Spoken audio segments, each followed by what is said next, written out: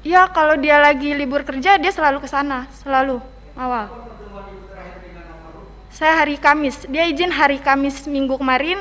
Biasanya hanya 2-3 hari dia berangkat, tapi ini udah lebih nggak pulang. Saya juga dapat informasi itu pas siang hari. Tapi masih simpang siur itu, saya masih belum percaya kalau itu adik saya. Jadi saya masih pas siang hari masih nunggu informasi yang jelas. Sudah.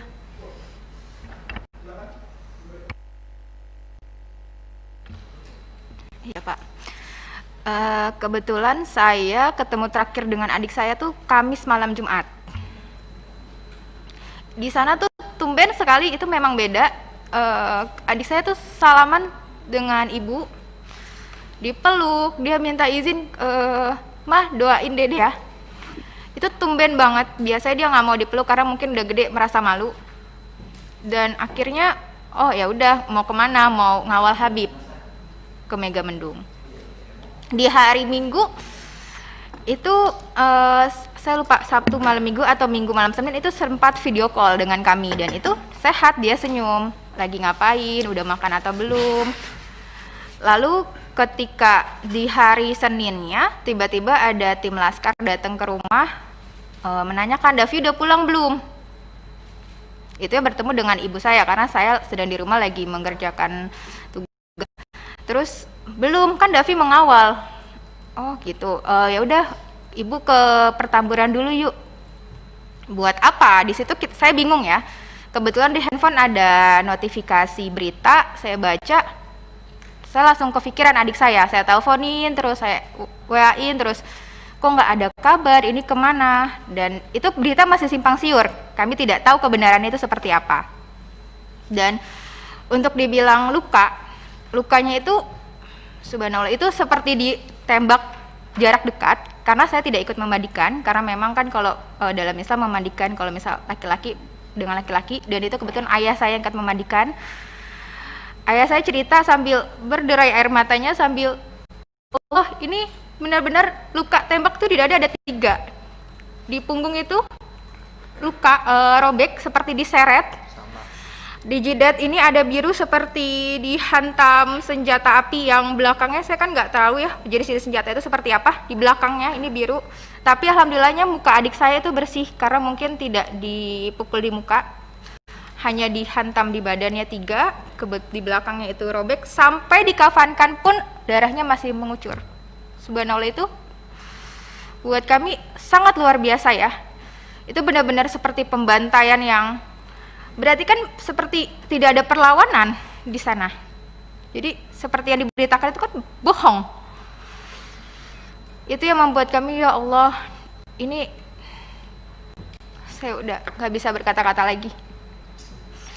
Itu aja Bu? Ya. Selanjutnya keluarga Lutfil, silakan Pak. Ya Pak.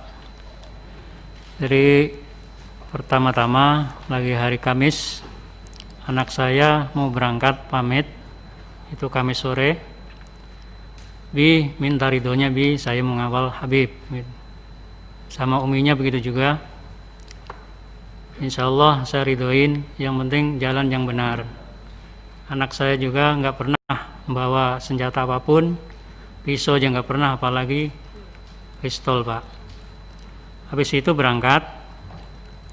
Lalu hari Minggu siang jam 14.00 saya chattingan, jawabannya alhamdulillah saya sehat, saya belum bisa pulang Bi, kurang tahu kapan pulangnya. Habis itu saya nggak berhubungan lagi Pak. Tahu-tahu hari Senin kira-kira jam 3 sore itu ada kabar dari tetangga ke rumah bahwa di berita media sosial maupun TV Pak, itu anak saya termasuk yang diculik Pak. Karena apa diculik? Karena saya melihat sendiri pas dimandikan, menyaksikan itu kayak disiksa di punggungnya sini nih kayak geseng, Pak. Terus mohon maaf, kemaluannya itu bekas diinjak dan pipisnya bengkak biru dan tangannya sini terkelupas.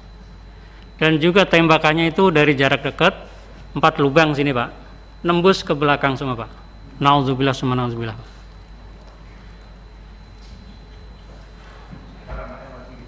Jadi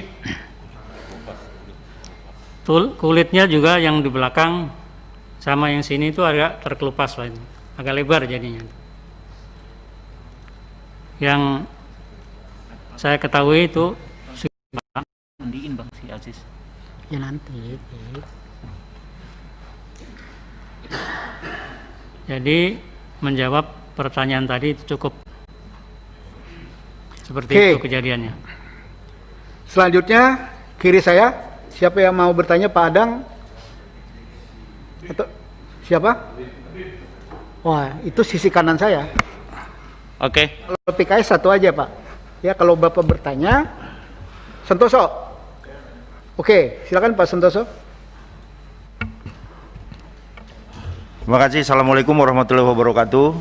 Pimpinan dan anggota Komisi 3 yang saya hormati, Bapak-bapak, keluarga korban tragedi Tol Cikampek. Yang pertama, tentunya saya ingin menyampaikan innalillahi wa inna ilaihi rajiun. Semoga almarhum husnul khotimah dan keluarga yang ditinggalkan diberikan kekuatan dan ketabahan. Bapak Ibu yang saya hormati, tanggal 10 ini bertepatan dengan Hari Hak Asasi Manusia di sedunia, di mana sebelum jatuh pada tanggal 10 ini telah terjadi tragedi di Indonesia yang kita semua tahu sangat menyayat hati, dan semoga kejadian ini tidak berulang lagi. Saya fokus kepada keluarga almarhum ya. Setelah kejadian itu dan almarhum sudah dimakamkan, apakah barang-barang milik almarhum, mungkin termasuk HP-nya atau apa, dikembalikan oleh pihak aparat kepada pihak keluarga? Ini sangat penting, mungkin nanti bisa menjadi pembuktian pada saat proses-proses ini berjalan gitu. Kemudian yang berikutnya,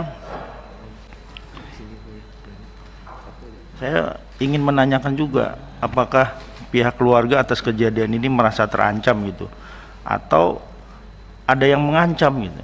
Karena menurut saya penting juga gitu, karena jangan sampai keluarga bapak ibu sudah menjadi korban, tapi ibu juga terancam, terintimidasi atas musibah ini, sehingga bapak ibu tidak bisa menceritakan, tidak bisa menjelaskan apa-apa yang menjadi korban ya dari pihak keluarga ibu. Saya kira itu pimpinan dari saya, terima kasih. Pertanyaan Saudara Santoso.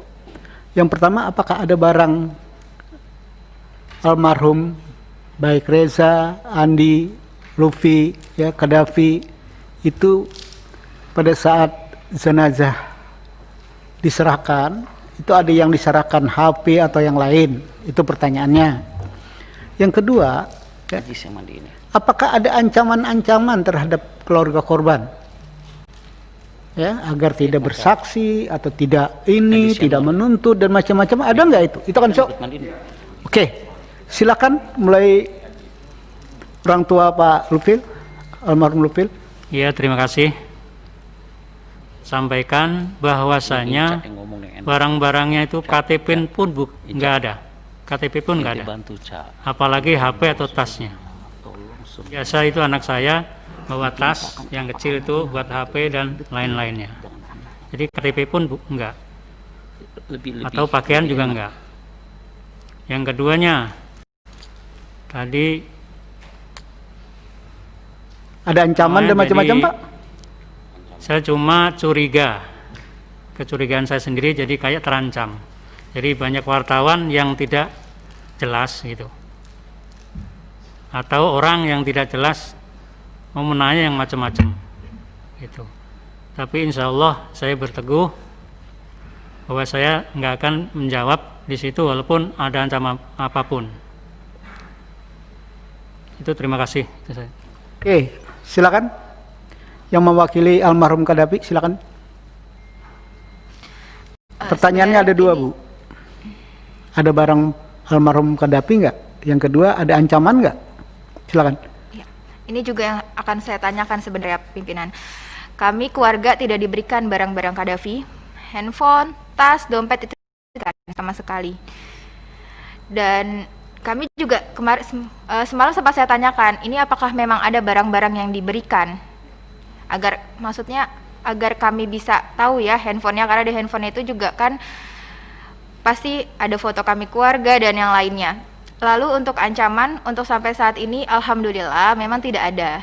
Namun sama seperti yang diinformasikan Bapak Lutfi, kami merasa resah karena ketika ada kemarin pada saat di hari Senin, kami kan sekeluarga di Pertamburan semua, itu banyak orang yang datang bilang dari A, B, C untuk menanyakan, sekadar menanyakan, melihat-lihat di sekitar rumah. Itu sangat meresahkan, apalagi kami satu keluarga itu wanita semua, hanya ayah saya saja laki-laki untuk saat ini. Itu yang saat ini dikeluhkan oleh kami. Gimana kalau misalnya nanti ayah saya nggak ada di rumah, di sana hanya wanita saja, lalu nanti banyak orang yang datang. Ada ancaman nggak, Bu? Kalau ancaman secara langsung tidak ada, tapi hanya ada sekitar melihat, menanyakan seperti itu, pimpinan. Oke, terima kasih, Bu ya. Terima kasih. Silakan keluarga Reza dulu. Silakan, Bu. Apakah ada barang Reza pada saat jenazah? Ada atau enggak? Yang kedua, apakah ada ancaman terhadap keluarga Ibu sesudah peristiwa ini? Itu pertanyaan Pak Santoso. Untuk barang Reza nggak ada, tidak ada yang dipulangkan. Untuk ancaman alhamdulillah belum, hanya saja jangan sampai wartawan yang menanyakan keluarga Reza, simpang siur di bolak-balik melihat rumah, menanyakan sama orang-orang sekitar situ tentang Reza.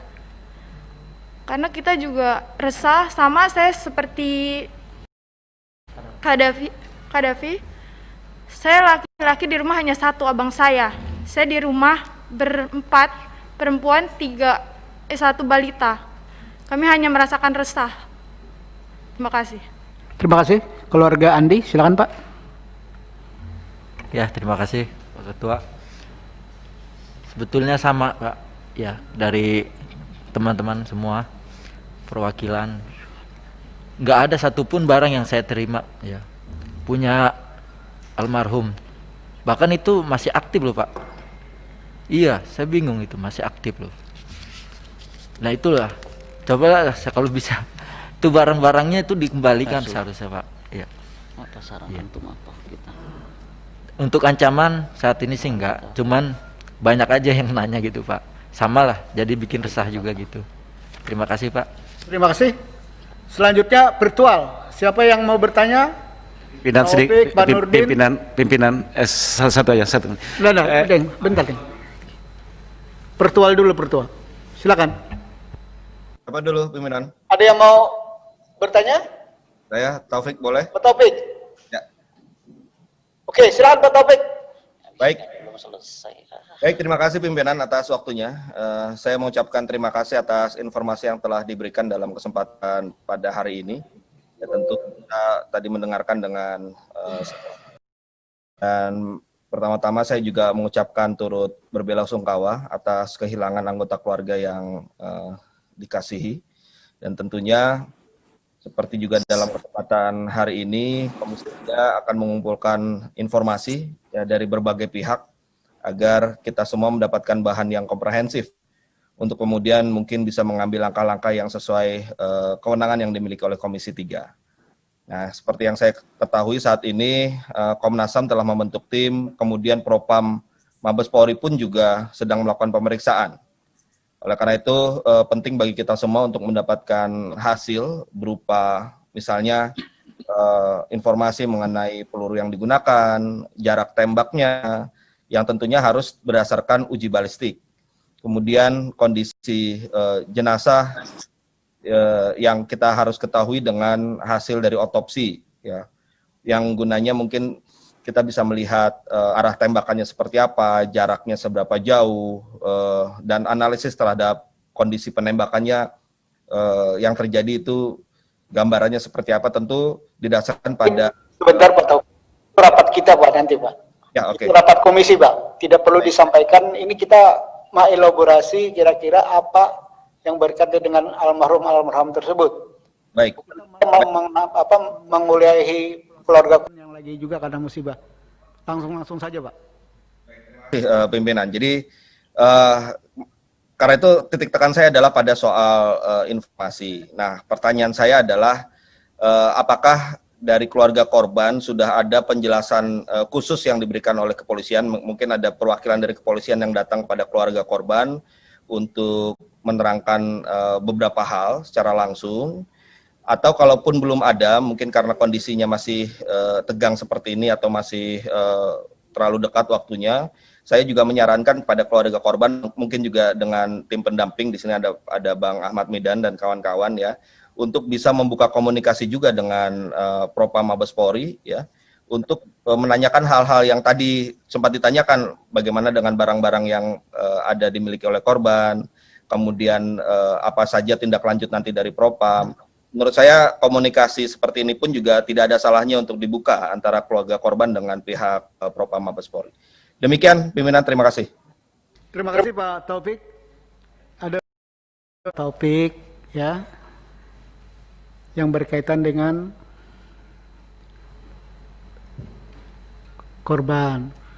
Sudah ada penjelasan nggak secara detail terhadap Reza, ya, terhadap Andi, terhadap Profil, ya, terhadap Kedafi, atau cuma jenazah saja yang diserahkan tanpa ada lampiran keterangan? Itu yang disampaikan sama Pak Taufik. Ada nggak? Ibu, ada nggak? Tidak ada sama sekali. Oke, Pak Andi? Tidak ada ya Pak ya? Oke. Selanjutnya, sayap kanan. Habib, ringkas padat pada tujuan ya. Silakan. Ya, terima kasih. Mungkin pertama saya perlu secara khusus menyampaikan duka cita yang mendalam, innalillahi wa inna ilaihi rajiun. Turut berduka atas wafatnya para korban. Kami di sini nanti berupaya semaksimal mungkin menampung informasi apapun dari keluarga supaya kasus ini bisa hukum bisa benar-benar ditegakkan. Yang kedua, saya mungkin membaca di media bahwa saudara pengacara ini, kuasa hukum, melihat kondisi langsung dan ikut memandikan jenazah. Mungkin bisa diceritakan ke sini. Terima kasih. Silakan. Ada mekanisme pimpinan di sini. Lewat pimpinan, lewat pimpinan. Ya. Ada mekanisme. Itu nanti dari semua nanti ada lawyer ya akan saya minta ngomong ya. Oke. Ada tambahan, Pak Habib? Cukup. Selanjutnya Habib Abu Bakar, ringkas padat pada tujuan.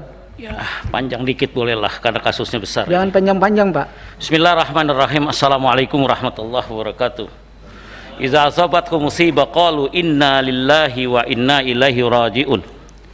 Pak Ketua, para keluarga korban yang saya hormati, hari ini kami Komisi 3 menerima aduan ya keluarga korban, dan saya terus terang aja sampaikan rasa bela sungkawa yang dalam atas wafatnya putra-putra Bapak dan ibu-ibu sekalian. Rasa perasaan Bapak ada juga di perasaan hati kami semua sebagai warga. Terus terang sampai saat ini Ketua, rasanya seharusnya tidak perlu terjadi peristiwa seperti ini Ketua ya. Apa memang harus berujung dengan hilangnya nyawa 6 orang? Tentunya ini harga yang sangat mahal. Padahal selama ini Kapolri selalu menyampaikan bahwa Polri menganut asas halus populi suprema leg esto. Maaf Pak Habib, ini keluarga korban nggak usah dijelaskan ini. Ya sudah, Kita saya sampaikan aja Ketua, Itu nanti atau pada keselamatan rakyat adalah hukum tertinggi.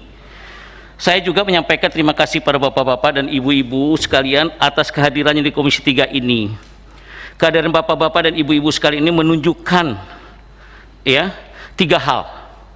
Pertama, di tengah kesedihan yang sangat mendalam, bapak-bapak, ibu-ibu sekalian tidak gelap mata, tidak main hakim sendiri. Kedua, bapak-bapak dan ibu juga menghormati dan menggunakan jalur yuridis yang ada. Ya, salah satunya mengadu ke Komisi 3 ini. Dan itu konstitusional, diatur dalam undang-undang. Ketiga, ini menunjukkan kepercayaan bapak-bapak dan ibu-ibu kepada kami di Komisi 3. Ketika masyarakat masih mendatangi kami untuk mengadukan masalahnya, ini berarti kami merasa Komisi 3 masih dipercaya oleh rakyat. Karenanya kami tidak akan menyia-nyiakan kepercayaan ini, Ketua. Insya Allah apa yang disampaikan nanti akan diteruskan sesuai dengan mekanisme dan prosedur yang berlaku. Jika kemarin menguat banyak sekali tuntutan dari ormas, tokoh masyarakat, anggota DPR dan lain yang sebagainya yang meminta dibuat tim gabungan pencari fakta, nanti kami coba musyawarahkan dengan para anggota bagaimana mekanisme dan bagaimana aturannya. Oleh karena itu pada keluarga saya mohon sabar ya untuk kami berkoordinasi dan bekerja, dan Komisi 3 membidangi hukum HAM ini dan keamanan insya Allah akan bekerja secara maksimal. Selanjutnya pertanyaan saya dengar juga seperti yang Habib tadi menceritakan, pengacara Yanuar Aziz Yanuar ya. Oke, Pak Habib, substansi aja Pak. Langsung saja, tolong ceritakannya dengan detail setelah kalian memandikan, yang kelihatan benar tuh apa dan apa, jelaskan apa adanya dan kira-kira kesimpulan Anda tuh bagaimana. Terus selanjutnya kepada keluarga setelah kejadian, apa yang didengar dari pihak Polri kepada keluarga masing-masing. Wallahu a'lam bishawab. Terima kasih Ketua. Assalamualaikum warahmatullahi wabarakatuh. Oke, pertanyaan Habib mirip dengan pertanyaan Pak Santoso. Ya. Nanti lawyer akan menjelaskan semua. Di akhir ya Pak ya. Oke. Golkar.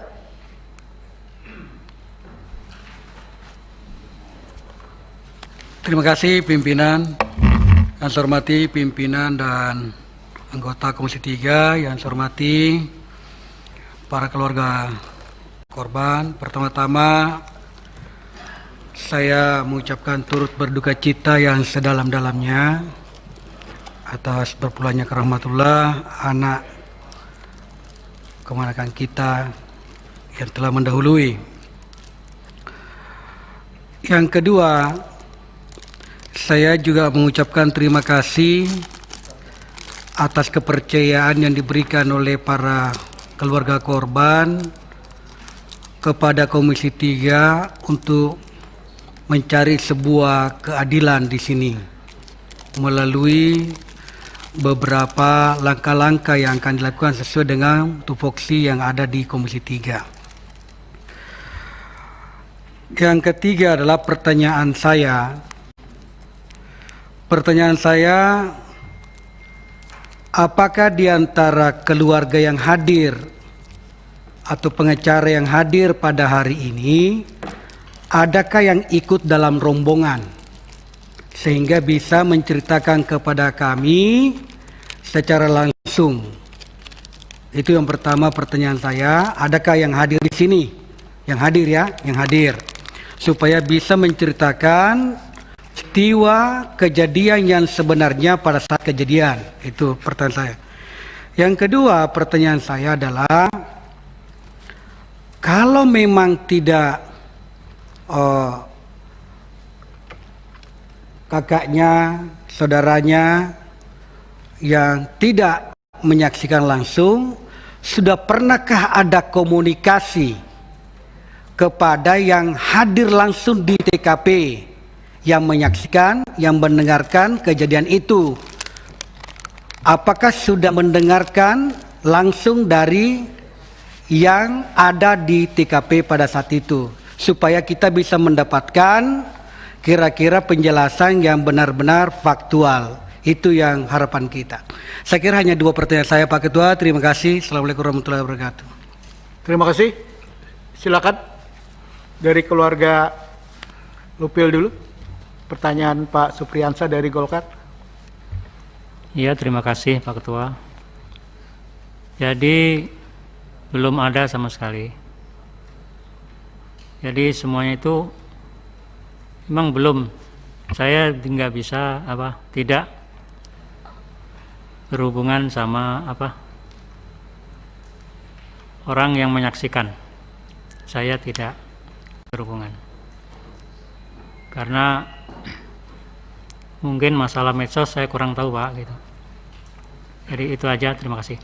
Oke, silakan Bu. Kami juga sama ya pimpinan, kami juga belum berhubungan secara langsung dengan saksi mata. Tolong yang dekat dengan mic-nya Bu agar kawan-kawan wartawan mendengarnya. Kami juga sama, kami belum berhubungan secara langsung dengan saksi mata. Itu, makasih. Oke, silakan Pak. Ya, kemarin saya cuma dapat secara langsung pemberitahuan cerita ya, langsung di situ. Tapi cerita ini kan, kejadian ini memang keluarga, ngiringin keluarga pengajian, bukan ngiringin kemana-mana, keluarga, sekeluarga isinya, ya kan? Kejadian itu aja, kenapa bisa terjadi seperti ini gitu. Dan kalau untuk saya nanya ke langsung yang artinya temennya korban, saya belum dapat langsung ya. Saya hanya dapat dari cerita dari kemarin saya mengikuti proses pemakaman di Megamendung ya, itu aja. Terima kasih. Terima kasih. Ibu? Sama, saya juga belum bertemu. Pak Arsul?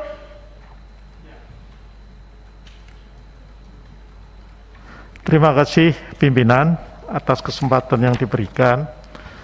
Bapak Ibu, para keluarga korban yang kami hormati, pertama-tama kami juga ingin menyampaikan rasa duka cita yang mendalam atas wafatnya para laskar atau pengawal di FPI ini. Tentu ini sebuah peristiwa yang luar biasa karena menyangkut 6 nyawa. Pada kesempatan ini kalau diperkenankan pimpinan, saya mohon nanti dibantu. Saya sudah membaca apa yang disampaikan oleh teman-teman tim pendamping, tetapi saya kira perlu lebih komprehensif lagi, terutama yang terkait dengan lokus delikti ya. Di sini ada disebutkan dari kawasan di Bogor kemudian ke tol Jakarta Cikampek, itu belum menggambarkan satu detail saya kira yang diperlukan. Kenapa itu perlu? Sehingga kalau kami nanti dalam menjalankan fungsi-fungsi pengawasan terhadap mitra ini juga mempunyai informasi yang lebih komprehensif, sehingga bisa kami bandingkan antara yang disampaikan oleh teman-teman tim hukum ini dengan katakanlah yang nanti akan dijelaskan oleh pihak kepolisian. Saya kira itu saja Pak Desmond, terima kasih kalau diizinkan untuk mendapatkan penjelasan yang lebih komprehensif tentang peristiwa itu. Karena misalnya di media disebut-sebut di kilometer 50 dan segala macam itu kan bangsa di daerah sekitar antara Kerawang Barat dan Kerawang Timur kan kira-kira. Itu, terima kasih. Terima kasih. Saya cuma ingatkan Pak Arsul, lawyer ini kan lawyer keluarga korban. Lawyer keluarga korban. Jadi pertanyaan Pak Arsul itu kita harus bertanya kepada juru bicara EPE ya, Pak Munarman ya. Itu lebih tepat ya, bicara kronologisnya. Ya. Jadi nanti mungkin ya lawyer ngomong apapun nih boleh nanti ya terakhir ya. Ada 3 pertanyaan dari 2 Habib ya, 1 Pak Arsul yang nanti dijawab ringan Pak. Selanjutnya Atria Dahlan. Silakan Pak Darya. Terima kasih Ketua. pimpinan Komisi 3 yang saya hormati, anggota Komisi 3 yang saya hormati, para keluarga korban, keluarga kami yang saya hormati, yang saya banggakan. Pertama-tama selamat datang di gedung DPR ini, rumahnya rakyat, rumah semuanya termasuk juga rumahnya FPI. Terima kasih sudah percaya sama kami, sama DPR. Tadi juga sudah memberikan info, begitu lugas, sepertinya kita ini memang tidak bersekat. Saya yakin informasi yang tadi merupakan bagian dari pengayaan Komisi 3 untuk melihat fakta ini sehingga bisa lebih jernih lagi. Kami semua tentunya sepakat, fraksi PDI Perjuangan juga sepakat untuk mencari titik terang sehingga tidak ada polemik terkait dengan fakta yang sesungguhnya. Bahkan kita juga melepaskan kesempatan kepada semua pihak, ada Komnas HAM, ada Mabes Polri, ada Propam, ya, siapapun yang ingin mencari kejelasan perkara ini, kita lindungi dan kita nyatakan itu sebagai suatu proses yang sangat konstitusional. Berikut secara resmi atas nama PDI Perjuangan kami mengucapkan turut berduka cita yang mendalam, bela sungkawa yang sedalam-dalamnya atas meninggalnya 6 orang keluarga Bapak Ibu yang gugur dalam peristiwa yang kita bicarakan pada hari ini. Saya tentunya prihatin, ya, walau bagaimanapun setiap proses penegakan hukum ini harusnya tidak hanya berkepastian tapi proporsional dan humanis. Tentunya kami juga ingin melihat bagaimana motif, latar belakang, hal-hal yang mendasari, ya, sampai terjadinya peristiwa ini. Kalau kita melihat di hilirnya saja kejadiannya seperti ini. Pak Tirya, mereka ini keluarga korban. Iya, ini saya baru mau nanya. Ya, jadi ya. Silakan. Belum dimulai Pak Ketua. Nah, kalau kita mungkin lihat hulunya, semua pihak akan sama-sama juga bisa memberikan gambaran. Tadi dikatakan di sini keluarganya Bapak Ibu ini kan pengawal khusus, ya. Saya ingin nanyakan apakah pengawal khusus ini memang betul-betul terlembaga di institusi FPI atau memang gerakan-gerakan spontan? Karena tadi kan adanya saya datang setiap hari Kamis, Jumat, Sabtu misalnya. Nah, jadi kan itu kan tidak terlembaga. Kalau namanya pengawalan itu kan memang setiap hari-harinya memang ada di situ. Kemudian kalau boleh tahu seperti apa ruang lingkup kegiatan, kewenangan, kemana-mana Muhammad Rizik Syihab itu pakai pengawalan dan dikawal oleh keluarganya Bapak Ibu dan selalu ikut. Ada berapa jumlah satuan pengawalan yang seperti ini? Kemudian juga tadi memang diaturannya kan tidak dipersenjatai. Makanya saya juga ingin itu memang kalau logika akal sehatnya kok masa punya senjata, ya, nggak mungkin, ya. Tapi kita ingin sampaikan nanti, boleh nggak nanti dicari teman-teman yang betul-betul meyakinkan, yang teryakinkan kita semua memang hadir pada saat itu, memang keluarganya Bapak Ibu itu memang tidak dipersenjatai. Nanti Pak Pengacara mohon, ini saya membantu sebenarnya, membantu teman-teman juga untuk bisa. Kemudian katanya Pak Muhammad Rizik Syihab ini dikuntit, diikuti dan diintai, Pak Pengacara, ya. Nanti itu waktu dilakukan perbuatan seperti itu, apa sudah ada laporan ke kepolisian bahwa kita ini merasa nggak nyaman ini dilakukan pemantauan seperti itu? Sudah dilaporkan ke polisi atau ke siapa? Saya itu tidak mau mendebat fakta.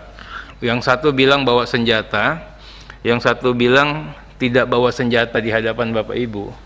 Karena pertama-tama Bapak Ibu ini kan korban. Empati kami kepada Bapak Ibu sudah pasti kami berikan. Tapi atas nama objektivitas tentunya kami juga mohon nanti Bapak Ibu bisa menghadirkan teman-teman yang turut terlibat di situ, yang bisa memberikan keyakinan bahwa memang ini memang nggak ada yang bawa senjata, itu loh. Sehingga nanti kita bisa lebih gampang lagi untuk untuk memastikan dan memperjuangkan fakta hukum ini di hadapan, ya, salah satunya mungkin mitra kami yang dari kepolisian. Kami tentunya membantu dan memberikan atensi yang sebesar-besarnya. Bahkan tadi kalau dikatakan meminta keadilan, pastinya kita bantu, Pak. Ya, pastinya kita bantu. Kemudian juga kalau dikatakan mengawal proses hukumnya, ya, terhitung dengan kejadian ini, Mas, kita kan juga libat, walaupun kita tidak hadir ya. PD Perjuangan tuh memantau, semuanya keadilan itu kita pantau betul, Pak. Sampai kita titipkan, Pak Pengacara, mudah-mudahan juga bisa disampaikan ya nanti ya. Bagaimana jangan sampai rakyat ragu atas proses penegakan hukum pasca terjadian tragedi ini. Jadi Polri tolong sungguh-sungguh. Jadi seperti itu Pak Desmond, terima kasih. Nanti ini tidak bisa dijawab oleh keluarga korban. Nanti tolong dari sisi lawyer, tapi juga kan agak-agak repot juga gitu loh. Ya, pada prinsip dasar Komisi 3, apa yang disampaikan Pak Atria Dahlan tuh ingin mencari kebenaran dari dua pihak yang sampai hari ini kami ini berusaha untuk di tengah-tengah. Ya, keterangan dari EPI begini, keterangan dari pihak kepolisian begini. Sekarang kita mendengar keluarga korban. Maka tentunya ya, rapat kita hari ini adalah kita mendengar kapasitas keluarga korban. Mungkin ada hal-hal yang diketahui seperti yang dipaparkan Pak Atria Dahlan. Itu yang sangat kami perlukan. Hal-hal dalam rangka ya, Bapak minta bantuan, kami juga minta bantuan agar fakta yang sebenarnya itu yang mana. Ya, agar Komisi 3 jelas arah tujuannya. Ini ada ketidakadilan. Tapi ada informasi yang hari ini simpang siur. Untuk proses ini Komisi 3 adalah memutirin satu-satu ya, informasi itu. Mana sebenarnya fakta sebenarnya? Ya, walaupun secara vulgar, kalau kita bicara tentang extraordinary seperti yang dipaparkan tadi, ada benarnya. Tapi harus ada pembuktian-pembuktian mendukung lain. Di luar pengadilan, benar. Tapi ada hal-hal yang harus kita. Kenapa? Karena kita menjaga semuanya. Oke. Pak Adang ada yang disampaikan? Pak Os? Tapi lebih pada keluarga korban. Ya, ada. Silakan, Pak. Terima kasih. Assalamualaikum warahmatullahi wabarakatuh. Kami juga turut berduka cita dan mendoakan agar almarhum ini benar-benar menjadi syuhada. Saya ingin menanyakan terkait dengan keluarga korban dan sepengetahuan dari kakaknya atau pamannya ini. Ya, lebih mirip mungkin dengan pertanyaan Pak Atria tadi. Apakah ada misalnya memang ada semangat sedemikian rupa ingin mohon izin karena saya akan habis-habisan bertarung atau seperti itu. Juga pertanyaan saya adalah apakah ada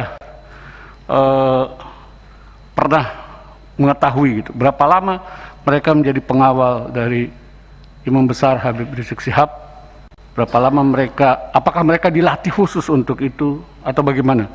Ini perlu kejelasan kami sehingga clear kalau ada sebutan ini itu, meskipun di dalam Undang-Undang Dasar 1945 udah lewat Pak, jangan dijelaskan. Kita sudah tahu semua bahwa itu adalah hak untuk mendapatkan perlindungan, itu memungkinkan. Oke, cukup ya, Pak Os. Cukup begitu. Ada dua pertanyaan, pertarung habisan-habisan itu maksudnya apa? Bingung nih kalau udah korban. Ya begini, biasanya ada semangat seperti itu. Bertarung sama siapa? Ya. Bertarung sama siapa? Ya barangkali karena keinginan untuk pembelaan, karena ada gambaran bahwa Habib Rizik Syihab itu mendapat ancaman yang luar biasa. Karena itu apakah memang hal itu sudah menjadi program tertentu gitu untuk habis-habisan di dalam hal ini? Saya ingin mengetahui. Oke, bahasa yang paling Mungkin paling ada sederhana bahasa lebih jangan tepat. jangan Pak Komisi Ketua, 3 silakan. bahasanya itu sudah tidak netral. Ya Pak Aus ya. Ya ini bukan komisi lucu-lucuan sama komisi lain. Ya. Bahasanya itu jangan bicara mengungkit yang sesuatu yang belum jelas. Saya tegur ini sebagai pimpinan. Ya, mau bentrok kapan bentroknya? Ya. Yang harus didengar apa yang dijelaskan oleh keluarga korban. Itu ada persiapan perang nggak ada kan Bu? Ya lo nggak ada kok ada pertanyaan ini. Gitu. Yang cocok pertanyaannya, ya ada nggak ya pelatihan khusus untuk melakukan pengawal? Nah itu agak relevan. Silakan, ada nggak pelatihan khusus itu? Yang Ibu ketahuin, kalau nggak tahu nggak usah dijawab Ibu-ibu. Ya, permisi Bapak Ketua, terima Silakan. kasih. Saya hanya klarifikasi ya, karena begini. Tadi saya sudah terangkan bahwasannya ini rombongan imam untuk mengaji keluarga. Ya. Datang di perjalanan jam 10 itu untuk rombongan keluarga diiringin dua mobil laskar depan, 2 di belakang. Kan seperti itu. Ya, mungkin udah pada tahu. Jadi ini bukannya perang. Bukannya perang. Ya, kalau perang semua bawa senjata, Pak. Ya. Gitu. Yang kedua tadi untuk mengetahui laskar pasukan khusus ya, saya kan itu nggak ke situ ya, nggak tahu ya. Nggak tahu apakah khusus apa. Mungkin khusus itu maksudnya khusus pada saat itu yang ditugaskan oleh imam. Gitu. Ya. Gitu, Pak. Dan masalah pistol ya. Sekarang begini Pak logikanya. Pistol kayaknya udah tahu harganya berapa pistol mungkin ya. Laskar ini, pejuang-pejuang Islam ini sukarela Pak, dengan hati nurani. Mau beli baju aja pakai nyicil. Maaf ya Pak ya. Sekarang gimana bisa ada punya senjata seperti itu? Iya. Pak, seperti itu. Saya juga Terima kasih. ingatkan. Gini loh Pak. Kalau ini laskar kan tentara. Jadi bingung juga saya. Laskar ini tentara untuk perang juga, perang sama siapa? Ini loh, saya juga jadi bingung. Gitu loh. Kalau ini laskar, ini kan perang, juga nggak benar ini. Ya, saya sebagai pimpinan Komisi 3 melihat hal-hal kayak gini jadi kayak negara ini dalam keadaan perang semua. Jadi kalau udah laskar-laskaran ini sama saja. Zaman kita laskar pra-revolusi. Kakek saya juga komandan laskar. Untuk ini. Tapi tujuannya kemerdekaan. Nah, laskar sekarang tujuannya apa? Mau mendirikan negara Islam. Itu melawan konstitusi. Hal-hal kayak gini menurut saya, ya, harus hati-hati, ya. Jangan sampai Indonesia yang sudah damai di tengah problemnya yang sangat banyak, kok berantuk sama kita. Memang kita mau bubarkan negara ini? Kan tidak. Yang saya pahami, Habib tidak mau bubarkan agama kan, gitu loh. Jadi kita hati-hati ya sebagai anak bangsa. Jangan diantara kita kesannya mau perang-perangan. Ya kalau perang-perangan, ya kita-kita juga yang jadi lucu. Agak keluar konteks saya, karena ini bicara tentang berbangsa. Masa kita rusak yang udah kita bangun, karena kepentingan-kepentingan politik kan lucu, Pak. Sudah saatnya kita cooling down untuk menghadapi persoalan COVID, yang kapan selesainya tidak jelas. Bangsa ini untuk bertahan aja udah bagus gitu loh. Oke, ada yang mau disampaikan yang berkaitan dengan pertanyaan ini? Ketua, izin Ketua. Silakan. Dimyati Ketua. Saya turut berduka cita kepada Ibu Bapak sekalian yang kepada keluarga almarhum syuhada. Saya hanya menanyakan, ini kan ada aspirasi. Ada nggak dokumen tambahan? Mungkin teman-teman udah ada yang nanyakan mungkin ya. Ada nggak dokumen tambahan foto atau video terkait jenazah itu? Demikian, makasih Ketua. Terima kasih Pak Demiati. Yang mana mungkin mereka keluarga korban yang tidak terlibat apa-apa, mereka ini menyampaikan tentang problem keluarga mereka, keluh kesah mereka, minta keadilan atas peristiwa ini yang saya tangkap. Betul nggak Bapak Ibu-Ibu? Gitu loh. Dokumen apa? Mereka ini bukan lawyer, bukan bagian dari katanya mandi yang dibilang tadi. Anak-anak mereka, saudara mereka adalah dapat giliran tugas untuk mengawal Habib dalam proses pengajian. Kan Bapak begitu bilangnya. Ketua, izin Ketua. Kan memandikan tadi tahu lah lukanya. Oh itu nanti lawyer Pak. Ada fotonya nggak itu? Makasih Ketua. Itu lawyer Pak. Nanti kita kasih ruang. Karena salah satu lawyer ada memandikan, ceritakan itu aja nanti Pak ya. Oke. Ada Romo yang berkaitan yang ditanya keluarga korban? Ada yang lain? Kalau tidak ada, terakhir pimpinan. Terima kasih pimpinan.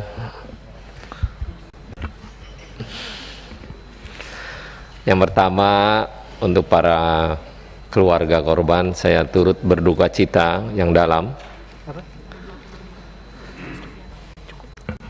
Saya tidak banyak, cuman tadi saya koreksi tentang bahasa pembantaian yang tadi keluarga korban sampaikan, karena sampai hari ini, sampai detik ini, polisi belum menyampaikan secara lugas tentang kejadian di jalan tol.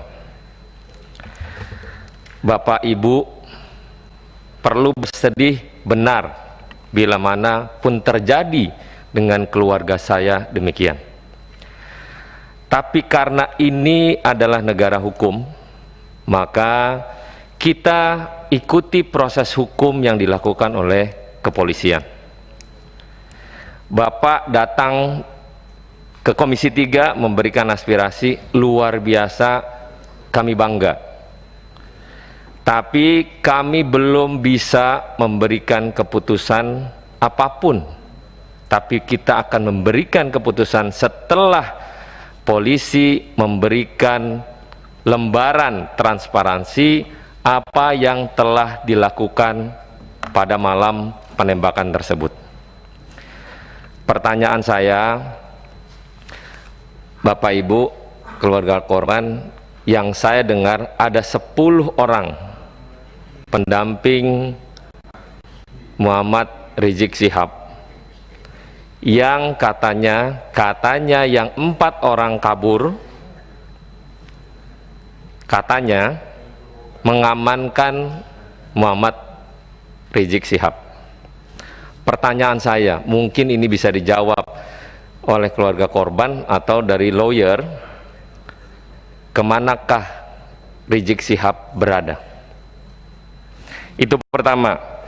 Yang kedua, 4 orang yang kabur tersebut, apakah Bapak Ibu kenal?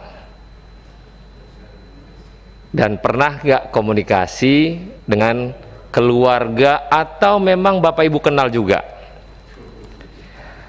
Kita nggak mau negara ini porak-poranda pecah belah atas informasi yang belum tepat untuk disampaikan.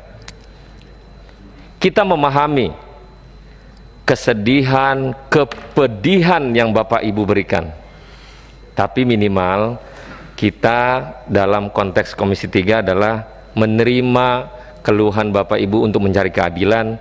Kami akan terima dengan sangat luas dan kita akan sampaikan itu nanti setelah polisi menyampaikan transparansi tentang kasus yang ada.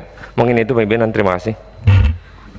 Catatannya begini Pak, Komisi 3 ini kan menunggu Pak, ya, karena pengawasan kami ya menunggu. Satu langkah lebih maju, pansus. Ya, ini lawyer tolong nanti dijelaskan ini. Tapi kan tidak mungkin pansus. Ya. Karena belum, masih ngambang. Ya, kalau bicara pansus tingkatannya kan tanggung jawabnya kemana? Gitu loh Pak. Jadi kami menunggu. Nah, apa yang disampaikan Pak Roni ya sebagai pimpinan, Hari ini kami menunggu penjelasan detail dari ini semua. Ini 6 korban, 4-nya mana? Ada peristiwa, mana saksi ya yang lain? Kenapa tidak berani bersaksi? Itu yang sebenarnya yang disampaikan Pak Roni. Saksi ini agar semuanya jadi jernih. Hari ini baru sebatas keterangan polisi, keterangan dari pihak FPI. Agak susah bagi Komisi 3. Ya, hari ini Komisi 3 belum bersikap apa-apa. Karena masih menunggu. Kenapa menunggu? Karena belum. Maka ada Komnas HAM, ya, ada Amnesty International. Apakah nanti pemerintah akan melakukan tim independen seperti biasanya? Jadi kami belum rapat menentukan langkah-langkah, karena kami mengharapkan FPI datang ke Komisi 3, kita akan dengarkan. Ya, sebelum tentunya kami panggil pihak kepolisian. Kalau FPI tidak memberi bisa penjelasan ke Komisi 3 apakah rapat terbuka atau tertutup, tidak mungkin kami mengundang mitra. Dijawab mitra juga kami tidak bisa bantah apa-apa berdasarkan informasi yang sama-sama siapa yang benar di antara dua pihak. Begini Bapak Ibu, dua pihak ini kan kami harus berada di tengah-tengah agar melihat secara jernih yang benar itu mana. Maka kami menunggu saksi-saksi atas peristiwa ini agar kita bisa melakukan langkah-langkah ke depan. Saya pikir sebelum saya tutup, silakan ringkas padat, senior. Silakan. Assalamualaikum warahmatullahi wabarakatuh. Pimpinan sidang yang kami hormati, seluruh anggota Komisi 3, kami mengucapkan terima kasih yang sebesar-besarnya pada kesempatan ini telah diterima dengan baik, dan kami sangat berharap bahwa Komisi 3 sesuai dengan mekanismenya. Harapan kami tentu karena ini kasus yang cukup besar, bahkan karena kita bicara negara kita negara hukum, maka apa yang terjadi pada saat ini adalah bagian lain terasa mencederai institusi penegak hukum terdepan, polisi. Oleh karena itu, kita harus mencari fakta dan bukti yang transparan, imparsial dan objektif terhadap kasus ini. Oleh karenanya, melalui Komisi 3 kami menghimbau untuk dapat mendorong agar dibentuk tim pencari fakta. Ya, kami usulkan baik mekanismenya bagaimana, mungkin pimpinan lebih banyak tahu, yang ini adalah rumah tangga pimpinan sendiri, atau juga dibentuk panja ya untuk kasus ini. Menarik tentang fakta yang harus terungkap. Tadi kan ada satu pertanyaan yang berkaitan dengan handphone, dan saat ini handphone itu begitu berarti terhadap merekam kejadian-kejadian. Oleh karena itu, menurut hemat kami, karena dari keluarga tadi belum ada yang mendapat pengembalian, dari tim penasihat hukum juga tidak dapatkan itu. Oleh karena itu harus diamankan. Jadi untuk berbicara imparsial, netralitas, objektivitas, tentu tidak. Karena ini kan yang disoroti adalah institusi kepolisian. Tidak tentu saja barang-barang yang berkaitan dengan pembuktian itu harus di luar institusi yang bermasalah tentu. Temat kami itu bagian terpenting yang harus digarisbawahi. Yang kedua, harapan kami karena kami tahu bahwa Komisi 3 dalam waktu dekat ini akan reses yang cukup panjang, hampir 1 bulan. Ya. Oleh karenanya kami juga meminta untuk ada pemantauan yang serius. Ya. Apakah nanti Komisi 3 melalui pimpinannya atau Pak Desmond sebagai pimpinan sidang pada hari ini, bagaimana mengusulkan supaya Komisi 3 juga melakukan pemantauan secara aktif. Kaitan dengan beberapa hal yang cukup penting atas kejadian ini adalah para saksi. Saksi-saksi yang tadi ada katanya 4 orang yang masih belum diketahui. Nah, kebetulan salah satu tim kita juga adalah dari EPI. Sedianya kami meminta Sekjen sudah siap hadir sebetulnya pada hari ini. Saya konfirmasi ke beliau, tapi mendadak saya nggak ngerti karena ini ada aturan COVID begitu loh ya. Kemudian kami belum dapat penjelasan, beliau tidak berhalangan hadir saat ini. Jadi intinya adalah kami meminta kepada Komisi 3 melalui persidangan ini untuk intensif membentuk tim pencari fakta ya, supaya netralitasnya bisa terjaga, dan kemudian memantau secara terus-menerus atas perkembangan kasus ini. Selanjutnya mungkin yang agak detail tadi ada beberapa hal yang juga ditanyakan para anggota Komisi 3. Mungkin Pak Aziz ini kebetulan juga di dalam struktur FPI beliau juga masuk ya, wakil sekretaris, barangkali bisa dimintai sesuai dengan apa yang beliau miliki. Demikian dilanjutkan oleh Pak Baris. Wabillahi taufiq wal hidayah. Assalamualaikum warahmatullahi wabarakatuh. Oke, Pak Aris, ringkas padat Pak, bicara tentang Anda katanya ikut memandikan mayat itu aja ya. Karena tadi juga Pak Ahmad Mijan bilang bahwa berharap Komisi 3 Resespon masih terima pengaduan kan? Itu sudah kita rencanakan Pak. Ya. Jadi untuk EPE mengadu dengan catatan detail termasuk bahwa saksi-saksi ya atas peristiwa ini kalau benar ada 4 orang atau lebih daripada itu, kita akan selalu buka. Nanti kita akan rapatkan ya. Apakah panja, apakah tim saja selama reses, bahwa Komisi 3 reses, minta izin pimpinan DPR untuk kita boleh terima pengaduan. Silakan.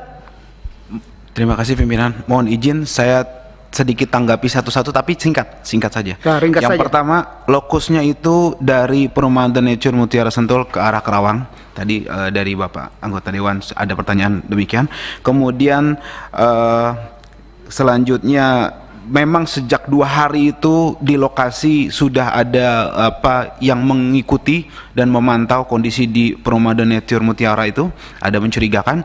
Kemudian selanjutnya mengenai dokumentasi, kita alhamdulillah menyimpan lengkap video, foto dengan akurasi yang sangat baik. Insya Allah jika memang terbuka untuk kita publish dan kita cross check, untuk membuka tabir ini kita siap. Kemudian juga terkait yang kondisi jenazah, saya ada di iring-iringan pertama terkait jenazah pertama atas nama Andi Oktiaman. Saya juga melihat bagaimana itu diproses. Saya lihat. Bentar. Itu bisa rapat lain nggak nanti kita agendakan? Bisa. Kan Anda menarik sekali. Iya. Bahwa bukti-bukti itu kan kita mungkin ada rapat lain ya. Ada, saya mau tambahkan lagi. Ya? Kita juga memiliki saksi-saksi di lokasi rest area 57 yang juga menegaskan bahwa itu terjadi tadi yang Pak Sahroni tadi katakan bukan pembantaian. Itu arahnya tapi bukan di sini, mungkin penjelasan lebih detail karena itu sangat memilukan. Kita ada saksi juga, insya Allah. Kemudian juga terkait kondisi jenazah saya lanjutkan. Saya melihat sendiri mata sebelah kiri ini seperti ada bekas peluru tembus ke belakang. Kemudian ketika dimandikan kondisinya hampir semua tubuh badan ini ada bekas lubang peluru tembus ke belakang. Ada satu juga di kepala belakang telinga tembus ke sini, artinya dia dari samping. Kemudian ada yang bekas luka bakar semacam disiksa di belakang. Kemudian ada juga yang terkelupas seperti terseret atau dikelupas gitu kulitnya. yang jelas sangat memilukan fisiknya ya seperti itu. Tapi nanti dokumentasinya sudah kita siapkan. Kemudian satu, mohon pimpinan perlu diketahui bahwa keluarga awalnya tidak pernah mengizinkan otopsi, dan kita memiliki surat pernyataan itu jelas dan juga tidak mengizinkan dimandikan. Akan tetapi ala kulli hal pihak kepolisian melakukan itu sepihak. Kemudian yang terakhir terkait iring-iringan, saya sedikit koreksi bahwa penjelasan bahwa ada yang kabur terkait dengan kondisi-kondisi itu menurut kami itu sangat tidak logis, dan saksi yang beriring-iringan menegaskan bahwa satu mobil itu saja yang ya itu nanti foto-foto bukti-bukti video itu mendukungnya, Mas. Ya. Tadi itu untuk jenazah. Artinya saya meluruskan bahwa menurut informasi hanya 6 orang ini memang yang syahid, dan memang 6 orang dalam satu mobil. Artinya tidak, kalau misalnya ada informasi dalam satu mobil ada 10 orang itu tidak benar seperti itu. Itu singkat saja. Terima kasih Pak Pimpinan atas waktunya. Assalamualaikum warahmatullahi wabarakatuh. Oke, tanpa terasa luar biasa juga kita. Sebelum saya tutup, ada catatan yang ingin saya sampaikan. Pertemuan hari ini sebenarnya lah agenda mendengarkan keluarga korban. Ya. Tapi ada tambahan dari lawyer yang juga anggota FPI yang sangat menarik. Ya. Karena apa yang disampaikan itu bukti-bukti yang melengkapi semua peristiwa-peristiwa dari dua sumber informasi yang berbeda. Mana pihak kepolisian, mana pihak FPI, ya. Ini kan bagi kami harus memposisikan diri di mana. Tapi ke depan kami akan berharap sekali, ya, bisa kita agendakan pertemuan untuk lebih detail agar kami bisa mengambil posisi yang benar. Kalau ini kita mau apaan gitu loh,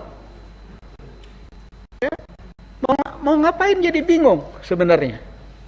Nah inilah posisi Komisi 3. Reses tidak menghalangi pengaduan, begitu Pak. Ya, itu disepakatin. Ya, tinggal kita pelinukan nanti.